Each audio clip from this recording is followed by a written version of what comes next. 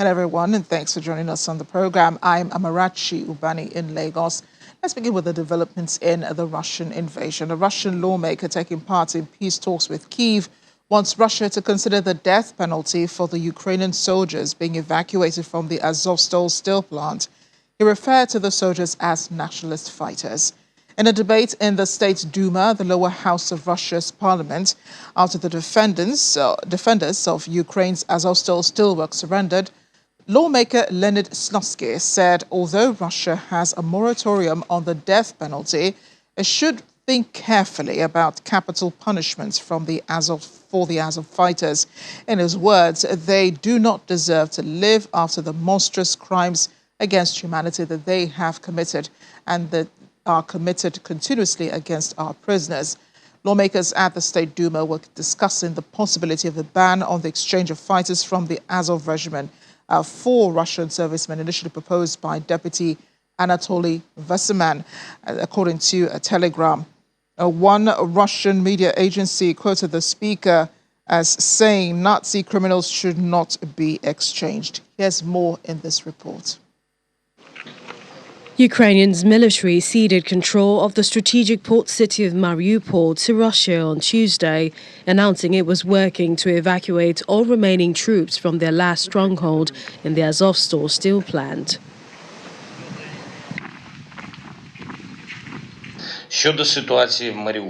Ukraine's President Volodymyr Zelensky stressed the importance of saving lives in his nightly address.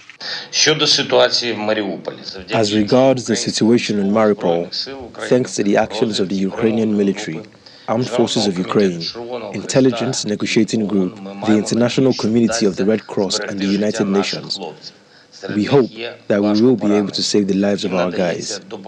There are severely wounded ones among them. They are given care. I want to stress out, Ukraine needs Ukrainian heroes alive. According to reports, 5 buses were seen carrying troops from Azovstal arriving in Novoazovsk late Monday. Some of the evacuated troops were wounded and carried out of the buses on stretchers. Some 600 troops were believed to have been inside the steel plant.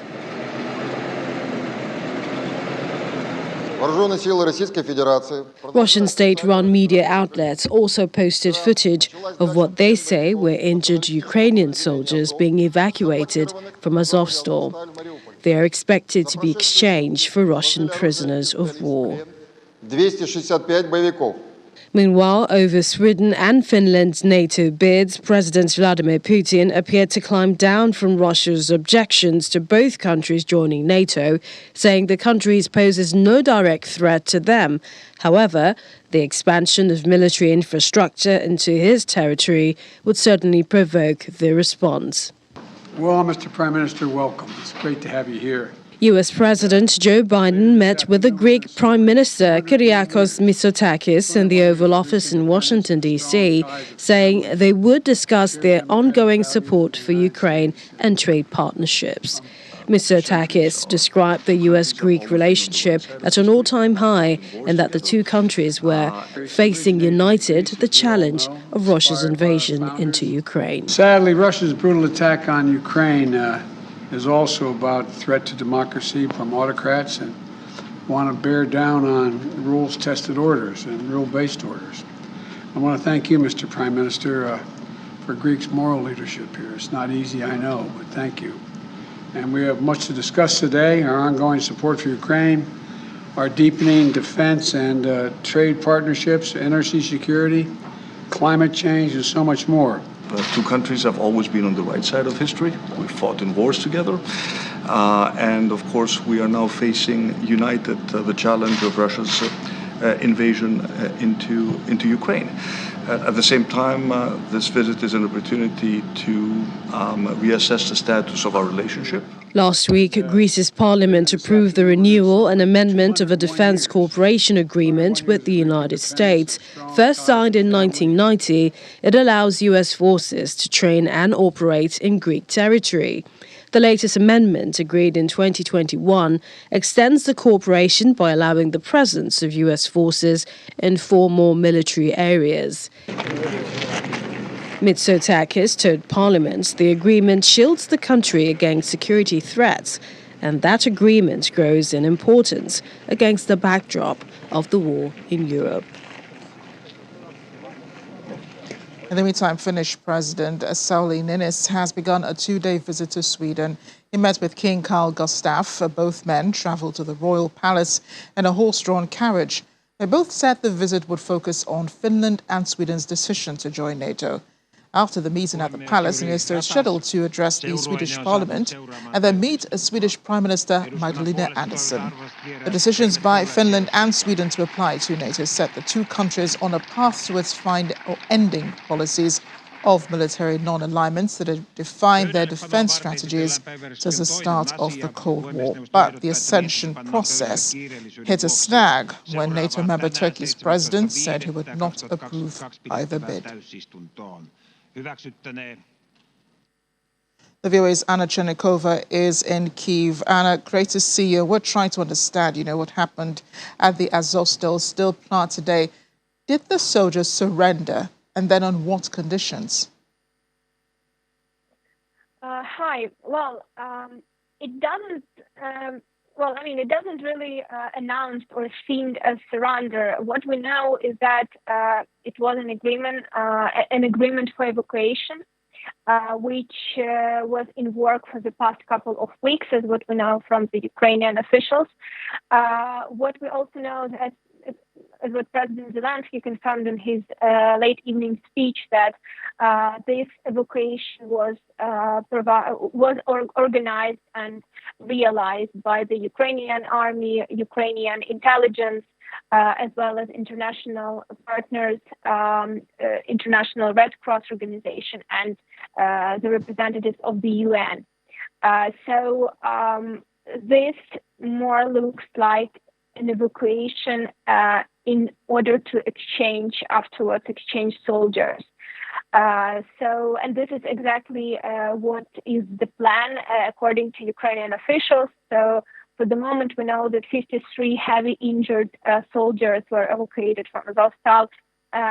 In addition, 211 soldiers were also evacuated. So all these people are waiting for to be exchanged to Russian soldiers. It's really very delicate situation, as what also President Zelensky mentioned. How it looks, and what we can definitely say, that it was a certain agreement done. So otherwise it would never be possible. Yeah, quite a confusing situation there. But the soldiers which are being evacuated from Azovstal are being moved to Russian-held territories. One in the parliament is discussing what could happen to them. One of them is even calling for the death penalty. What really is the fate of these soldiers? So this is true. For the moment, Ukrainian soldiers are evacuated to the Russian-controlled territory in Donetsk region. What we've heard from the representatives of the Russian parliament, what they propose to vote, as if I remember correctly, tomorrow. It looks a little bit, different from the agreement that was announced by the Ukrainian side, definitely. What we know from the Ukrainian official, from the Deputy Minister of Defense of Ukraine, that Anna Maler, she confirmed that negotiations are very difficult, but they're still ongoing. And she said that what basically Russian Parliament was saying today, she thinks, and she presented it more as a certain internal politic communication for Russian society and Russian politic organizations. She says that negotiations still going, and negotiations are as follows: that all Ukrainian soldiers would be exchanged. Of course, here in Ukraine, there are different emotions on that. Everyone understands that probably it was very difficult to reach at least any agreement, and everyone understands that the most important is to save life of Ukrainian soldiers. But again, there is no, within the society, there is definitely no 100% belief that all the agreements would be fulfilled because these agreements with Russia. So this is how society is reacting to that.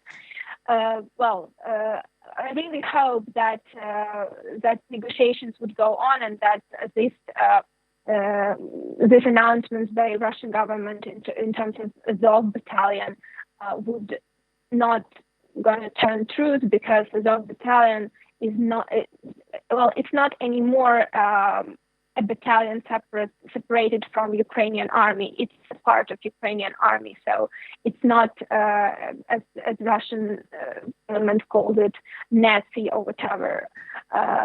So we just hope that the agreement would work and every soldier would come back to Ukraine.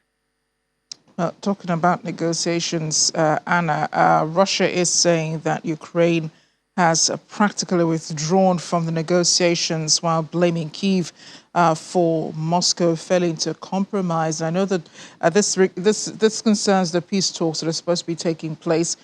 What is the likelihood that a common ground can still be found now?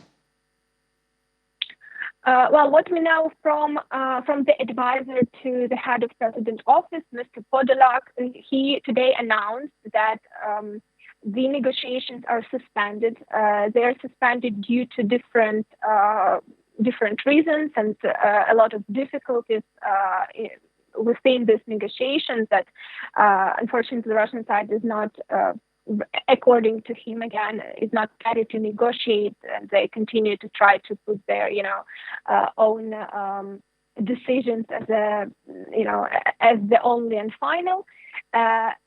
So what he said, that negotiations should continue at one point, but again, it will be possible only when Russian side would show signs of readiness for this negotiation. So I think that for the moment, and this is what it seems from the official comments of this situation, that Ukrainian side is ready to negotiate, but Ukrainian side understands very well that the main negotiation is happening at the battlefield, and there are a lot of activities going on, and a lot of positive activity for Ukrainian army and Ukrainian and Ukraine. The country is happening in the Kharkiv region and in Donetsk region and Kherson region. So I think that Ukrainian side is waiting for the best moment to continue these negotiations. I think that. Again, what President Zelensky mentioned before, that if situation with Mariupol would not be solved in a way that Ukrainian soldiers are coming back alive, and so in any kind of final agreement, but they should come back alive. If that's not going to happen, then negotiation would not continue. So we hope that maybe this evacuation is actually a sign that if finally the soldiers are back to Ukraine, negotiation could continue. But again, we'll see. Indeed, we'll see. We're hoping those soldiers come back alive. Anna, just before you go, Sweden and Finland did announce over the weekend they will be joining NATO. And I know that that's something Ukraine wanted before this war, which is the reason why this war is even currently on. How does the Ukrainian president feel knowing that NATO is willing to welcome Sweden and Finland with open arms, and the fact that, Russia, even though threatening Finland, still hasn't done anything about, their NATO membership bids? Mr. Zelensky said both in his speech to Ukrainian nation and also to the president of Finland in particular, that definitely he supports and Ukraine supports the decision of Finland. It's a very logical decision, and especially taking into consideration what had happened and of the behavior of Russia. Of course, Finland has a very long border with this country, and it's quite a logical step that they decided finally to join NATO. President Zelensky also highlighted that situation now is a very different situation in terms of politics, in terms of economy, in terms of, military strength of Russia and the world. And that probably, this decision is quite on time. By Finland and by Sweden. So Ukrainian society and Ukrainian government sees it quite obvious that they did it. In terms of Ukrainian future in this regard, it seemed that situation is changing, because just recently the representative of the temporary head of the US embassy in Ukraine said that in the future Ukraine could also have this faster route to NATO without any additional procedures as Sweden and Finland did. This is kind of a sign that probably, the society in the NATO states also have their mind changed. And I think that Ukraine, again, we'll see how this war would end and what would be the situation in terms of economic situation, political situation, geopolitical situation, maybe at the end. But I think that this would definitely change and it would be very different than it was before the 21st of February. So it might be also a sign for Ukraine that actually, this is possible, and also taking into consideration the reaction of Russian Federation when they say that, we never said that this could be a problem, while they said, and we all remember that they said that they don't want any countries in the, at their borders joining NATO. So,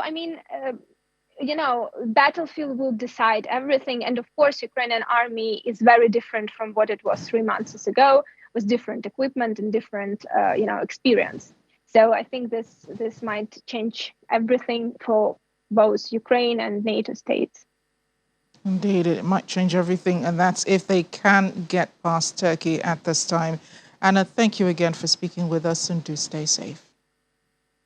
Thank you. In other news around Ukraine, U.S. Treasury Secretary Janet Yellen has called for U.S. allies to step up financial support for Ukraine, saying funds announced so far would not be sufficient for the country's short-term needs as it battles the Russian invasion. She was speaking at a Brussels Economic Forum earlier today, where she reminded leaders that Ukraine's government has continued to function due to the ingenuity and bravery of the country's officials. With the war shattering as much as half of Ukraine's economy, the country requires near-term external financing of about $5 billion per month to meet basic needs, according to President Volodymyr Zelensky. And services. Ukraine's immediate financing needs are significant. Due to the ingenuity and bravery of Ukrainian officials, their government continues to function. But in the months until tax collection can resume at pace, Ukraine needs budget funding to pay soldiers, employees, and pensioners, as well as to operate an economy that meets its citizens' basic needs. In short order, we'll need to turn to repairing and restoring critical utilities and services. Eventually, Ukraine will need massive support and private investment for reconstruction and recovery. And I sincerely ask all our partners to join us in increasing their financial support to Ukraine. Our joint efforts are critical to help ensure Ukraine's democracy prevails over Putin's aggression.